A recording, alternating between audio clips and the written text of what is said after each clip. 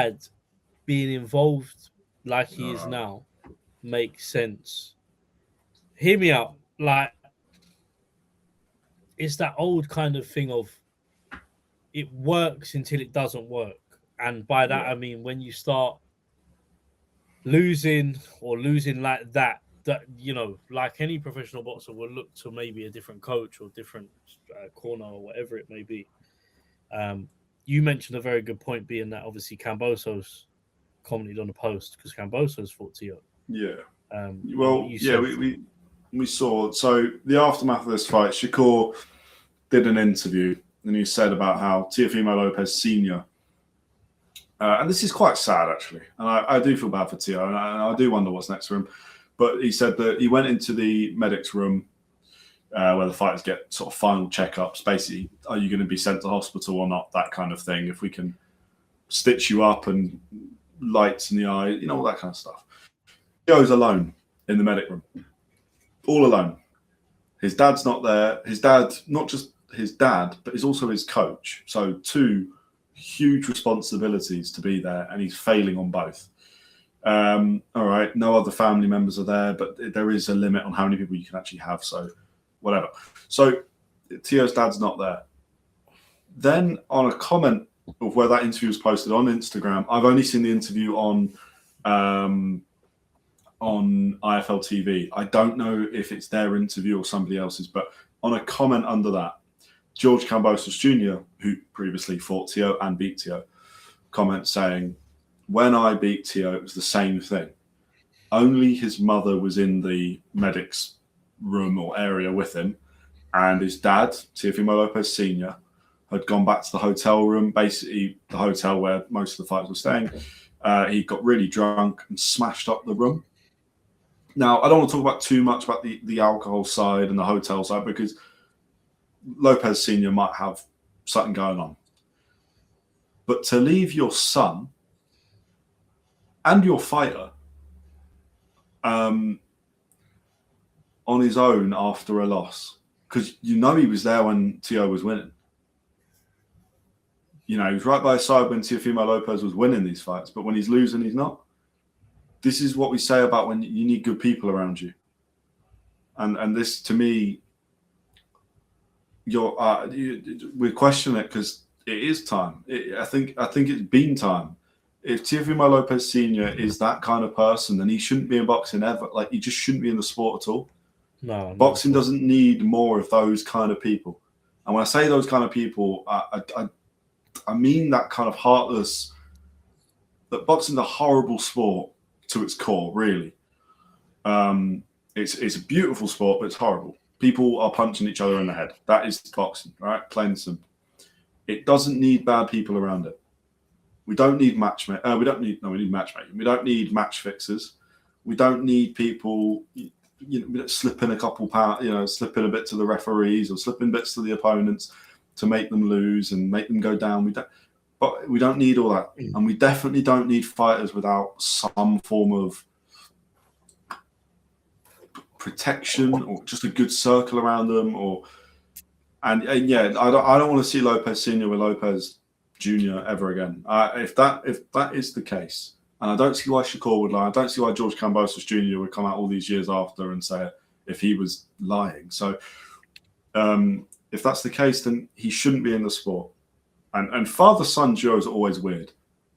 Everyone's got their opinion on the Haneys. Personally, I'm like, well, they win. They do win. And also, I think Bill Haney is very real, which is why he is not the easiest person to listen to all the time, but he says the truth. I think he's very honest, he's more of a coach when you see him on camera. Yeah. And then he's a dad outside of that. You've got Vidal Riley coached by his dad. That goes well because, again, I think his dad is very real. Pun sort of intended. But Jamie TKV has a involvement with his dad as well. Yeah, Jamie TKV as well. And that's clearly working as well. Famous wrestler.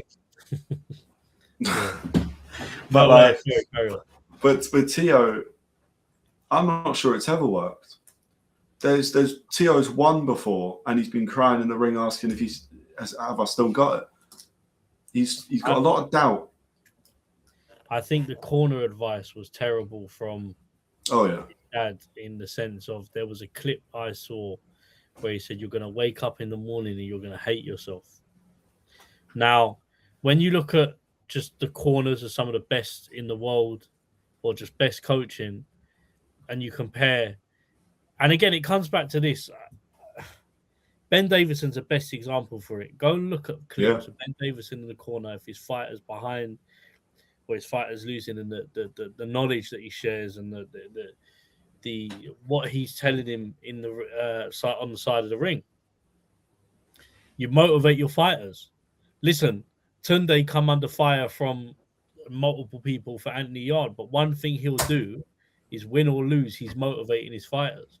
In those moments, you can't have a guy in front of you who's telling you that when you're in a fight of that magnitude, regardless of how it's going, you know, you need one punch can change everything. So why not? You've got 2 rounds left. Yeah, you might be down by 9 or 10 rounds, but one punch can change everything. Think about your game plan, alter it to those 2 rounds, try and give your fighter the best advice possible. What can he do in these 2 rounds to try and win? If he tells you you've got to throw the kitchen sink, you throw the kitchen sink. But what you don't say to your fighter is what his dad said in the corner. It's just, it's wrong. And what I think these guys seem to forget, really, is being in a public eye that you are.